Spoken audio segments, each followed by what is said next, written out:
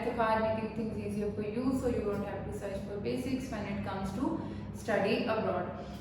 कम budget में international degree, वो भी ग्लोबल एक्सपोजर के साथ। Yes, I am talking about Turkey. आज की वीडियो में we are going to cover that why one should study in Turkey. Turkey में पढ़ने के क्या क्या पर्क्स हो सकते हैं, टर्की में पढ़ने के लिविंग कॉस्ट, टर्की में पढ़ने का पूरा एक्सपेंस क्या होगा, लिविंग कॉस्ट क्या होगी, इसके साथ साथ कौन कौन से वेवर आपको मिलेंगे, स्कॉलरशिप्स कौन सी मिल सकती है, कहाँ तक की मिल सकती है, इसके साथ साथ Turkey as a gateway to Europe. Yes, वो स्टूडेंट्स जो यूरोप में इंटरेस्टेड हैं और किसी न किसी वजह से उनका यूरोप का प्रोसेस नहीं हो रहा, हो नहीं पा रहा, या फिर किसी न किसी तरह से उनकी रिजेक्शन आ चुकी हुई है, सो वो वाले स्टूडेंट्स जो हैं they can study in Turkey, और ये अस्यूम कर सकते हैं कि Turkey can be a gateway to Europe for those students. Why one should study in Turkey? Turkey में पढ़ने के बहुत सारे रीजंस हो सकते हैं, जिसमें से सबसे मेन रीज़न है वो ट्यूशन फी है। टर्की में जो ट्यूशन फी है वो स्टार्ट हो रही है $2500 पर ईयर से, और it can go up to $6000 average fees इतनी है। इसके अलावा 9000 भी हो सकती है, 8000 भी हो सकती है, वो वेरी करता है फिर आपकी university to university, course to course. कुछ कोर्स हैं उनकी थोड़ी ज़्यादा फी है। अच्छा, इसके अलावा टर्की में जब आप रहते हो, लिविंग कॉस्ट जो आपकी आती है वो पर मंथ ऑन एवरेज आपकी लिविंग कॉस्ट $200 से लेकर $300 तक होती है, जो कि बहुत एवरेज और मिनिमल लिविंग एक्सपेंसेस है पर मंथ के। अच्छा जी, इसके अलावा टर्की में आपके जो प्रोग्राम्स हैं वो मोस्टली इंग्लिश टॉट है, और ऑलमोस्ट हर डिग्री जो है हर फील्ड की जो डिग्री है वो आपको इंग्लिश टॉट प्रोग्राम में मिल सकती है, वेदर इट इज़ बिजनेस और इंजीनियरिंग और हेल्थ साइंसेज, कंप्यूटर साइंसेज और अदर डिग्रीज एज वेल। अच्छा जी, इसके अलावा और बेशुमार पर्क्स में से एक पर्क ये है कि जो टर्की में यूनिवर्सिटीज़ हैं उनमें से मोस्टली यूनिवर्सिटीज़ हैं उनकी डुअल डिग्री प्रोग्राम आपको मिल सकता है। डुअल डिग्री प्रोग्राम से मुराद है जब भी किसी यूनिवर्सिटी की पार्टनरशिप होती है विद यूके, यूएसए और यूरोपियन इंस्टीट्यूशंस, उसमें आपको जिस यूनिवर्सिटी में आप पढ़ रहे हो आपको उसके साथ साथ उसके पार्टनर यूनिवर्सिटीज़ की भी डिग्री मिल जाती है। लेट्स से कि अगर टर्की में आप किसी एक यूनिवर्सिटी में गए हो, उस यूनिवर्सिटी की पार्टनरशिप यूके की किसी यूनिवर्सिटी के साथ है या फिर यूरोप की किसी यूनिवर्सिटी के साथ है, तो आपको उस स्पेसिफिक कोर्स में और जिस कोर्स में आप इनरोल हो उसकी डुअल डिग्री मिलेगी। आपको यूरोपियन डिग्री भी मिलेगी और आपको टर्की में जिस इंस्टीट्यूट में आप पढ़ रहे हो उसकी डिग्री भी मिलेगी। ठीक है। अच्छा, इसके अलावा जो सबसे मेन चीज़ है टर्की में पढ़ने के लिए, वो जैसे मैंने सबसे पहले जिक्र किया कि यूरोप का गेटवे हो सकता है आपके लिए टर्की। ये तो हो ही सकता है। अब ये यूरोप का गेटवे कैसे हो सकता है? जो टर्की है उसका इरेस्मस और जो एक्सचेंज प्रोग्राम है वो यूरोप के साथ बड़ा स्ट्रॉन्ग उनका कनेक्शन है, स्ट्रॉन्ग रिलेशनशिप्स हैं, मीनिंग कि इंटर्नशिप और पोस्ट ग्रेजुएट जो जॉब अपॉर्चुनिटीज़ हैं वो आपको यूरोप में मिल सकती हैं। आपकी ड्यूरिंग योर डिग्री आप चाहो तो आप इंटर्नशिप कर सकते हो यूरोप में, एक्सचेंज प्रोग्राम के लिए आप यूरोप जा सकते हो। इसके अलावा स्टडीज़ कंप्लीट होने के बाद आपको जॉब अपॉर्चुनिटीज़ यूरोप में मिल सकती है, क्योंकि एक्सचेंज प्रोग्राम और जो इरेस्मस का स्ट्रॉन्ग रिलेशनशिप है उसको आप यूटिलाइज कर सकते हो। तो इसी तरह जो स्टूडेंट्स यूरोप में इंटरेस्टेड हैं उनके लिए बड़ी अच्छी अपॉर्चुनिटी हो सकती है। और अगर यूनिवर्सिटीज़ की बात करें तो ऑलमोस्ट हर university English taught program offer कर रही है, और कुछ यूनिवर्सिटीज़ ऐसी हैं जो कि आपको मेडिसिन से रिलेटेड या मेडिकल रिलेटेड फील्ड्स में बहुत अच्छे कोर्सेज ऑफर कर रही है, जैसे डेंटिस्ट्री हो गया, फार्मेसी से रिलेटेड कोर्सेज हो गए, इसके अलावा साइकोलॉजी, कॉग्निटिव साइंसेज, इस तरह के जितने कोर्सेज हैं ये सारे के सारे आपको इंग्लिश टॉट प्रोग्राम्स ही देखने को मिलेंगे। अच्छा जी, इसके साथ ही साथ अगर हम रिक्वायरमेंट्स की बात करते हैं तो रिक्वायरमेंट्स बहुत लो भी एक्सेप्ट हो जाती हैं। टर्की में ऐसे कोई फाउंडेशन, इंटरनेशनल ईयर 1 और एक्स्ट्रा ईयर या फिर कोई पाथवे वाला कॉन्सेप्ट नहीं है। टर्की में आप एलिजिबल हो तो आप डायरेक्ट डिग्री में चले जाते हो। जैसे कि आपकी इंटरमीडिएट में 50% मार्क्स कम से कम होने चाहिए। अगर आपने मास्टर्स किया हुआ है तो उसमें भी कम से कम 50% मार्क्स होने चाहिए। अगर आपका एक्सपीरियंस अच्छा है और आप मास्टर्स के स्टूडेंट हो तो बिलो 50% भी किसी न किसी तरीके से टैकल हो सकता है, वो यूनिवर्सिटी एक्सेप्ट कर सकती है based on your practical knowledge. इसके अलावा अगर हम इंग्लिश लैंग्वेज रिक्वायरमेंट्स की बात करें, सबसे अमेजिंग बात जो स्टूडेंट्स को पाकिस्तानी स्टूडेंट्स के लिए कंसर्न की बात होती है कि आइट्स करना पड़ेगा कि नहीं करना पड़ेगा। अब अगर एडमिशन लेना है तो आप आइट्स करने पे लग जाएंगे। अच्छा जी, टर्की में आपको almost, again I am saying almost, हर यूनिवर्सिटी आपको इंग्लिश की जो रिक्वायरमेंट्स है वो वेव ऑफ कर देती हैं। आप चाहो तो आप इंग्लिश प्रोफिशिएंसी सर्टिफिकेट की बेस पर चले जाते हो, but if you want to do IELTS तो वो भी आप सबमिट करवा सकते हो। अगर वो नहीं है तो फिर MOE के ऊपर या इंग्लिश प्रोफिशिएंसी सर्टिफिकेट जिसको हम बोलते हैं, आप उसकी बेस पे भी एडमिशन ले सकते हो। ये तो होगी रिक्वायरमेंट्स की बात। अच्छा, रिक्वायरमेंट्स में एक वो मेन चीज़, अगर कोई स्टूडेंट इंजीनियरिंग का है और कोई स्टूडेंट मेडिसिन से रिलेटेड कोर्स में जा रहा है, कोई स्टूडेंट AI में जा रहा है, तो उसको उन रिस्पेक्टिव कोर्सेज के प्रोटोकॉल्स को फॉलो करना पड़ेगा। जैसे इंजीनियरिंग में जा रहा है तो मैथ्स इसमें पढ़ा हुआ होना चाहिए। अगर वो AI में या कंप्यूटर साइंसेस में या IT में जा रहा है तो उसको मैथ्स पढ़ा हुआ होना चाहिए। तो इन प्रोटोकॉल्स को साथ साथ कोर्स टू कोर्स वेरी करते हैं और इनको आपने फॉलो करना है। अच्छा, रिक्वायरमेंट्स हमारी डिस्कस हो गई। हम लोगों ने देख लिया कि टर्की में यूनिवर्सिटीज़ किस तरह के प्रोग्राम्स ऑफर कर रही हैं। हमने देख लिया कि टर्की में पढ़ना क्यों चाहिए। अब आ जाते हैं एक्सपेंसेस के ऊपर। टर्की में मैंने आपको बताया कि जो ट्यूशन फी है वो $2500 से स्टार्ट हो रही है।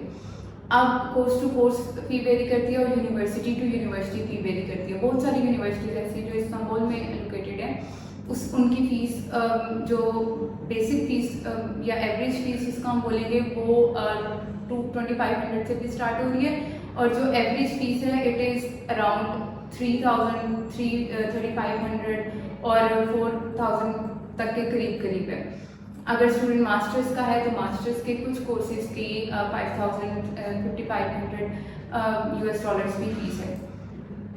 आप चाहो तो आप टर्की में अप टू 50% स्कॉलरशिप सिक्योर कर सकते हैं बेस्ड ऑन योर मेरिट, और कुछ यूनिवर्सिटीज़ आपको वैसी स्कॉलरशिप दे देती है एज एन इंटरनेशनल स्टूडेंट, और कुछ यूनिवर्सिटीज़ आपको मेरिट के बेस पे भी स्कॉलरशिप दे देती हैं। अच्छा जी, इसके बाद मेन अगर हम पॉइंट पे आए, वीज़ा। ये तो सारा हमारा हो गया कि हमने यूनिवर्सिटी के साथ डील कैसे करना है, हमने रिक्वायरमेंट्स को कैसे मीट करना है, हमने कोर्सेज सिलेक्ट करने हैं तो हमें इंग्लिश टॉट प्रोग्राम चाहिए। तो ये सारा हो गया यूनिवर्सिटी से रिलेटेड। अब आ जाए वीज़ा प्रोसेस के ऊपर। वीज़ा प्रोसेस बहुत स्मूथ है, बहुत आसान है और बहुत कम स्टेप्स के ऊपर मुश्तमिल है। सबसे पहले आपने जो है जैसे आपका ऑफर लेटर आता है, आप डिपॉजिट पे कर देते हो, उसके बाद आपने वीज़ा अप्लाई करना होता है। अच्छा जी, वीज़ा अप्लाई करने के लिए you need your bank statement. अब आपने bank statement on average pink accounts जो मैं रेकमेंड करती हूँ, वो मैं ये रेकमेंड करती हूँ कि आप 3 to 4 मिलियन तक की बैंक स्टेटमेंट रखो, लाजमी रखो। अगर आपके एक्सपेंसेस 15 लाख 20 लाख बन रहे हैं, लेकिन फिर भी आप कम से कम 30 लाख की बैंक स्टेटमेंट ज़रूर मेंटेन की हुई एम्बेसी को दें। अब मैं मेंटेन की हुई बैंक स्टेटमेंट क्यों कह रही हूँ कि एक तो अकाउंट पुराना होना चाहिए। हम बैंक स्टेटमेंट के मामले में टर्की में जब हम वीज़ा अप्लाई कर रहे हैं उसके लिए जो हमने बैंक स्टेटमेंट प्रोवाइड करी है, उस मामले में हम लोग जो प्रोटोकॉल्स बैंक स्टेटमेंट को फॉलो करेंगे वो हम लोग फॉलो करेंगे यूरोप जैसे कि अकाउंट पुराना होना चाहिए, जो अकाउंट है वो रनिंग अकाउंट होना चाहिए, उसमें वो एटलीस्ट जो अमाउंट आपने रखी है एटलीस्ट वो 15 दिन के लिए उसमें मेंटेन होनी चाहिए, होल्ड होनी चाहिए 15 कंसेक्टिव डेज के लिए, जिस टाइम आप वीज़ा अप्लाई करने के लिए कॉन्सुलेट ऑफिस जाते हो। ठीक है, तो ये कुछ बैंक स्टेटमेंट के प्रोटोकॉल्स हैं जो आपने लाजमी फॉलो करने हैं when you will apply in Turkey, और ऑब्वियसली आप अपना के थ्रू ही अप्लाई करेंगे, तो इन प्रोटोकॉल्स को आपने लाजमी फॉलो करना है। बैंक स्टेटमेंट सबसे पहले मैंने इसलिए बताया क्योंकि सबसे ज़्यादा कंसर्न स्टूडेंट बैंक स्टेटमेंट के मामले में होते हैं। इसके अलावा आपने वही स्पॉन्सर की थोड़ी सी मेन डिटेल्स आपने एम्बेसी को प्रोवाइड करनी है, अपने along with your other documents, academic documents, अपनी जो आपने फ़ी डिपॉजिट की है उसकी स्लिप, ये सारे डॉक्यूमेंट्स की जो एक फ़ाइल जिसको हम बोलते हैं, ये सारी फाइल आप लेकर आप चले जाते हैं अपने कॉन्सुलेट ऑफिस में, जो भी आपको पास पड़ता है, जिस भी शहर से आप ताल्लुक़ रखते हैं, आप वहाँ जाते हैं। वहाँ जाकर आप अपना वीज़ा अप्लाई करके आ जाते हैं। ठीक है, जब वीज़ा आप अप्लाई कर देते हैं तो विद इन अ मंथ जो एवरेज टाइम पीरियड है वीज़ा प्रोसेसिंग का, that is 20 days to 25 working days average time period है।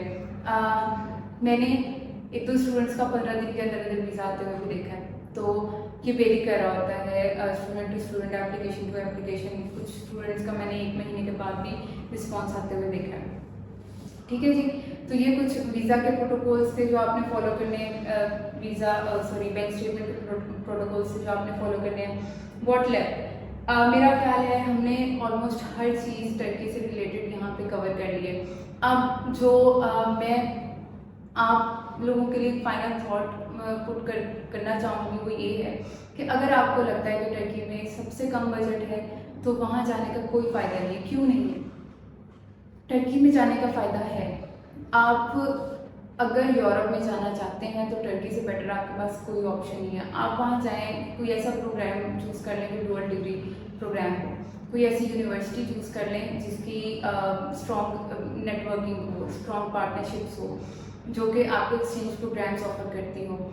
ठीक है, कहीं ना कहीं आपकी ड्यूरिंग योर स्टडीज़ आप कहीं पे भी पढ़ रहे हो, आप इवन तो पाकिस्तान में भी पढ़ रहे हो, तो पाकिस्तान में भी during your studies you have to maintain your profile. आप अपनी प्रोफाइल जब तक मेंटेन नहीं रखोगे, अपनी एज ए स्टूडेंट अपनी प्रोफाइल नहीं मेंटेन रखोगे, आपको मेरा ख्याल है पाकिस्तान में भी कोई अच्छी यूनिवर्सिटी ने अगर आपको किसी मेरिट के ऊपर या किसी कुछ खास सीट्स के ऊपर आपको एडमिशन देना हो तो वो भी डबल माइंड हो जाती है। तो बीइंग अ स्टूडेंट अपनी प्रोफाइल को मेंटेन रखें। किसी भी कंट्री में जा रहे हैं, यूके में भी स्टूडेंट चले जाते हैं, यूएसए में भी स्टूडेंट चले जाते हैं, प्रोफाइल नहीं मेंटेन करते। उनका ऑब्वियसली पढ़ने का कोई ऐसे जो मोटिव नहीं होगा, बीच में होता है, कुछ ऐसे स्टूडेंट्स होते हैं। तो कोई भी कंट्री जो है उसमें ये नहीं होता कि फलां कंट्री में चले जाएंगे तो वहाँ पे कोई अपॉर्चुनिटी नहीं है। अपॉर्चुनिटी आप खुद क्रिएट करते हो, आपको अपॉर्चुनिटी खुद मिलती नहीं है। बहुत कम जगह ऐसी होती है जहाँ पे हमें अपॉर्चुनिटीज़ मिलती हैं, वो वक्ती अपॉर्चुनिटीज़ होती हैं। उन अपॉर्चुनिटीज़ का आपको लॉन्ग टर्म कोई फ़ायदा नहीं होता। तो you need to create your own opportunities based on your experiences, based on your profile. तो वो आप दुनिया के किसी भी कोने में होगे, आपको वो करना ही पड़ेगा, चाहे वो टर्की है चाहे वो यूएस है। तो इसी के साथ I am going to wrap up this video. और मेरी बातों का अगर थोड़ा सा भी असर हुआ है तो I would highly recommend that do apply in Turkey, whether you are going for bachelor's or master's, do apply in Turkey. कम से कम बजट में पेरेंट्स को मनाना आसान है, आपके लिए वहाँ जाके मैनेज करना आसान है, आपके लिए वहाँ जाके पढ़ना आसान है। You can get some time to actually study. ठीक है जी, और अगर आपका अप्लाई करने का इरादा बनता है तो so you have to apply through Upmart. You can apply through website, आप हमें डायरेक्ट व्हाट्सएप के थ्रू या फिर डायरेक्ट थ्रू नेटवर्क हमें कनेक्ट कर सकते हैं, और you can visit your nearest branch. हमारी ब्रांचेस ऑलमोस्ट 6 सिटीज़ में हैं। आप किसी भी सिटी में जा सकते हैं और आप ऑनलाइन भी you can connect with us. अल्लाह हाफिज़, अंटिल नेक्स्ट टाइम।